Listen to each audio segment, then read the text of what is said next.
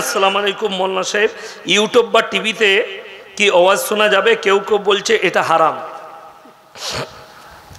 যারা হারাম বলছে কি বলেন, তারা হারামের সংজ্ঞাটাই বুঝে না, প্রথম কথা।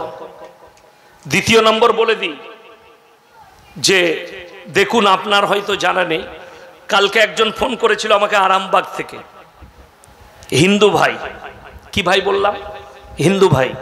তিনি বললেন যে হুজুর সাহেব, আমি, আমার মেয়ে, আমার পরিবার সব সময় আপনার বক্তব্য শুনি।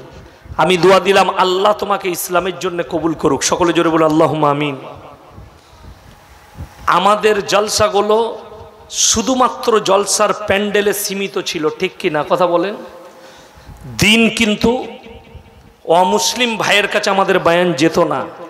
এই মোবাইল আসার পরে অমুসলিম ভাইয়ের কাছে যাওয়ার কারণে, দিন বুঝার কারণে, তারা ইসলাম বুঝার কারণে বহু মানুষ ইসলামের ছায়াতলে এসেছে। আমার কাছে বলি, একটা খবর আছে। আমি দক্ষিণ 24 পরগনায় এক জায়গায় জলসা করতে গেলাম। আমার পোস্টার দেখেছে, আমার নাম সেখানে দেখেছে। দেখার পরে ছেলেটা ফোন করেছে, স্যার আমি কলকাতা অমুক কলেজে পড়ি, আমি কলেজের নাম করব না, অনেক অমুক ইউনিভার্সিটিতে পড়ি, বাপের একটাই বেটা, আমি আপনার বক্তব্য 5 বছর থেকে শুনছি, আর আল্লাহ আমাকে কবুল করেছে, আমি ইসলামও কবুল করে নিয়েছি। জোরে বলুন সুবহানাল্লাহ। আমি আপনার সঙ্গে পার্সোনাল দেখা করতে চাই।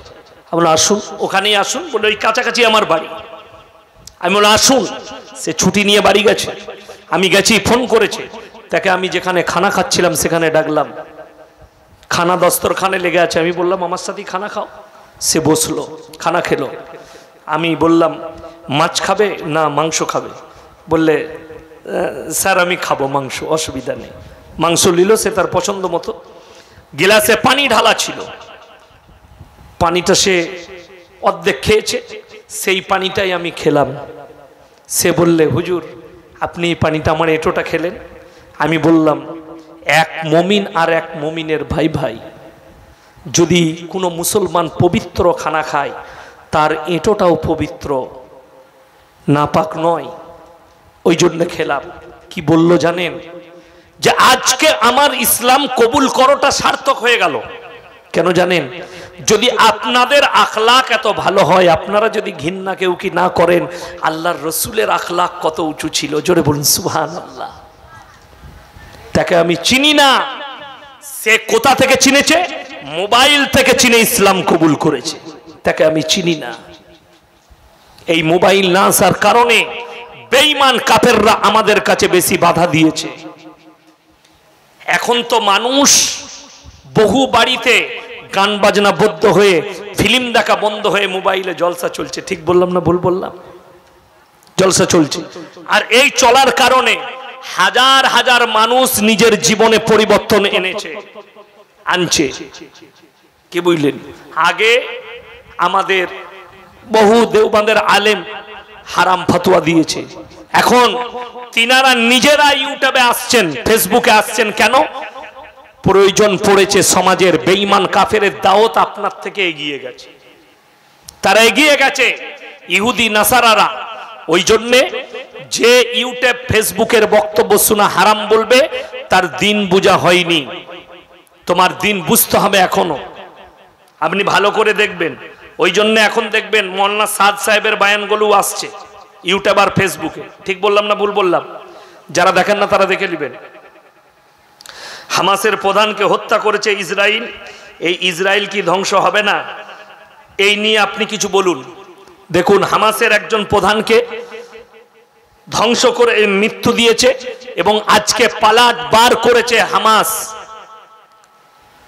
একদম একটুর জন্য বেঁচে গেছে কে? নেতানিয়াহু।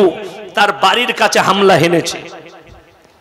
ইসরায়েলের খাতম হবে, তবে শুনেলেন দাজ্জাল আসবে, দাজ্জালের আবির্ভাব ঘটবে।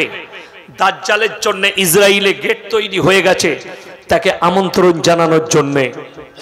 দাজ্জাল আসবে, ইমাম মেহেদী আসবে, প্রকাশ পাবে। ইমাম মেহেদীর প্রকাশ পাবে, খোরাসান থেকে একটা দল বের হবে যোদ্ধা, তারাই হবে ইমাম মেহেদীর সাথী যোদ্ধা।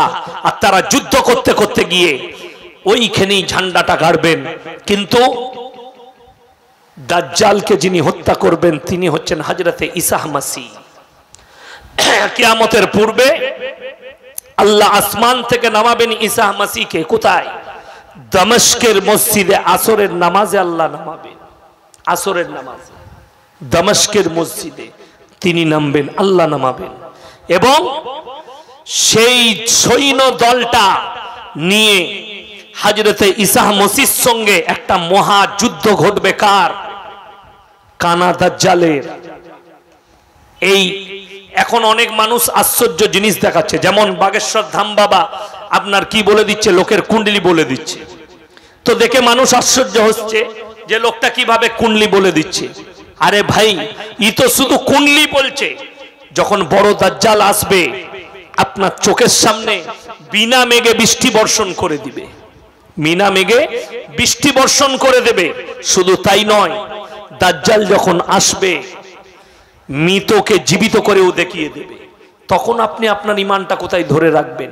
আমাদের কিছু ভারতের অন্ধভক্ত গোবরখোরকে দেখতে পাচ্ছি, মুতখোরকে ইসরায়েলের ঝান্ডা দিচ্ছে আর লিখছে ইসরায়েল জিন্দাবাদ।